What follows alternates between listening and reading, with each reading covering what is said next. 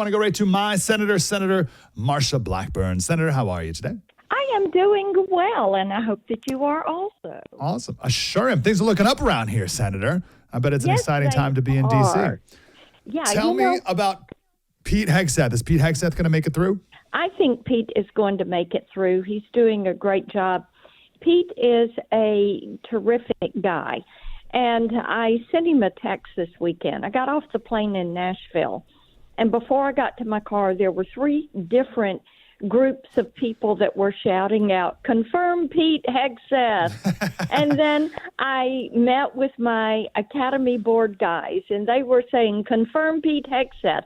I go to an event there in my home county, and people are saying, "Confirm Pete Hegseth."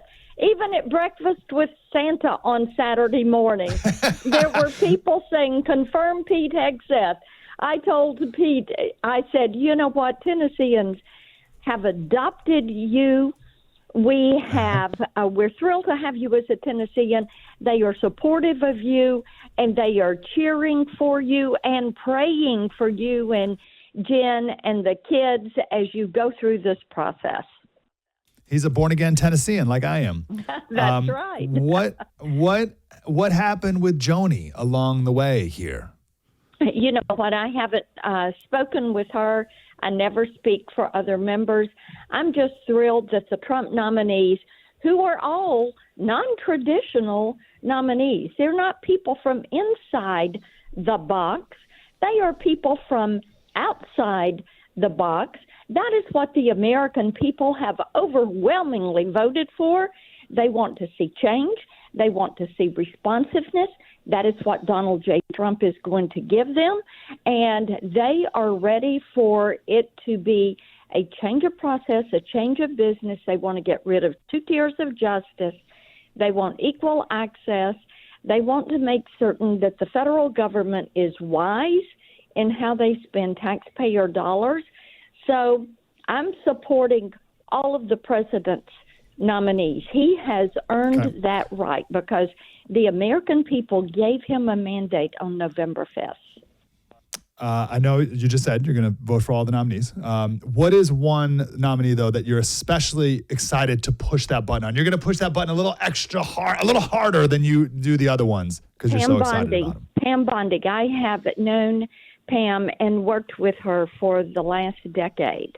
And she is going to be a tremendous attorney general for the United States. She will straighten out that Department of Justice. Good. What are you most excited about with DOGE / should I be excited, or is this all going to get railroaded by lobbyists? No, it's not going to get railroaded by lobbyists. And I find it very interesting that so many companies are now raising their hand and saying, "Hey, we want to work with you on this," because they're really tired of the overreach of compliance and the excessive cost of compliance. And I look forward, my DOGE Acts, of course, it's a compilation of bills that, Mike, you and I have talked about these things for over a decade. It is across-the-board spending cuts, 1%, 2%, and 5%. Across-the-board spending cuts on everything except law enforcement and national security.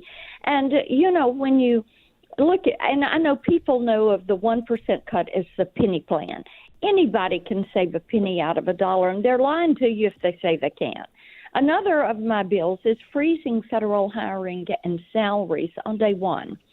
And what this would do is put a cap on what the federal government could pay and who they could hire.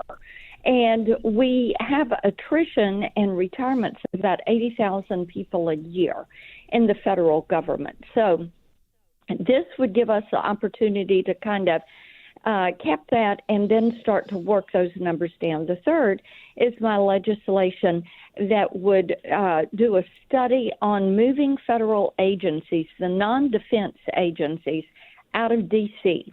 and putting them across the country. I also have a return to work and a merit-based promotion policy. So you're not paid more just because you've been there longer.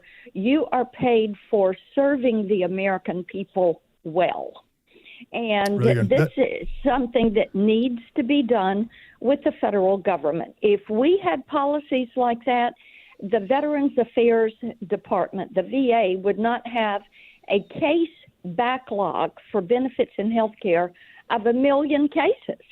So it is time for us to do these things. They're common sense. They're things the American people want to see done, and it is time for us to move forward on this. I love all that. Everyone listening supports all of those things. My concern is if you cut, let's say DOGE comes in and cuts a major thing, like a major spending, like we look at it, it'll be like $100 million cut, boom, gone. Well, someone is set, their business is set to lose $100 million. So that's going to be an existential crisis for that business that is now going to lose this to them, like the source of all their money. So they're going to spend a lot of money on lobbying to try to convince people less dedicated than you, Senator, to not support DOGE. That's how it's always been. Why is this different? I think that what you're seeing right now is the way Vivek and Elon have opened up DOGE. They've got that portal on X.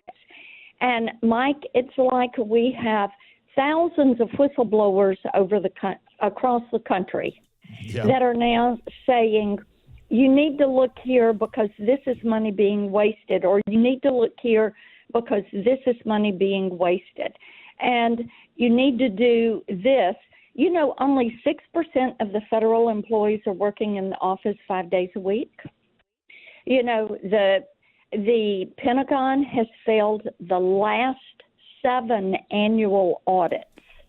Right now, they cannot find $824 billion. And I tell you right now, Pete Hegseth will get in there and he'll say, you're not getting up from that desk until we find this money. We've got to figure out where these dollars are, how this is being spent. My changing topics, my wife just yesterday, she said, what's the latest on banning TikTok? And you're right. You know, I was like, you know what? Like, I think that's coming up. And sure enough, TikTok or whoever just asked for an extension on or something on their sale by date, which has to be January 13th. So yes, what's the latest? That's correct. What are you going to do about that? Well, and the law, they took it to court. We have seen that the law stands. TikTok is going to have to, they're going to have to move forward and find a U.S. buyer, or they're going to be banned in the U.S. I mean, there's no give and take on that. Well, that's amazing, isn't it? Like, that's pretty. Listen, I'm for it, but that's pretty wild. Like, that's a big thing. But and it's just going to happen. It needs to happen. Yeah. It needs to happen. And so you'll see us push forward with that. I mean, you know, my Kids Online Safety Act, we're trying to get that through the House. It came through the Senate 91-3. We've worked with stakeholders. We've strengthened the free speech provisions in it. Elon Musk has come out in support of it. So has Donald Trump Jr. And it is sitting in the House because you've got some leadership staff over there they're sold out to big tech, and they're trying to defend Meta and kill the Kids Online Safety Act when your wife and a lot of moms who have kids are watching this and probably saying, we need to make certain our kiddos are not being exposed to this, and that they've got options and ways to get away from it. So, you know, Australia banned all social media for 15 and under, right? So they went a little step further here, but I'm surprised I shouldn't say I'm surprised. Well, I kind of am. Elon Musk is in support of your bill. Protecting kids should always be priority number one, he said. You would think these big tech people wouldn't be for this. So that's pretty insane. It's pretty wild too. Like, things are happening around here. So this bill is not passed yet, right? So when are you going to vote on this? For the Kids Online Safety Act, it is through the Senate. We're waiting on the House. Okay. So your listeners that want it passed, they need to call people in the House and say, pass the Kids Online Safety Act.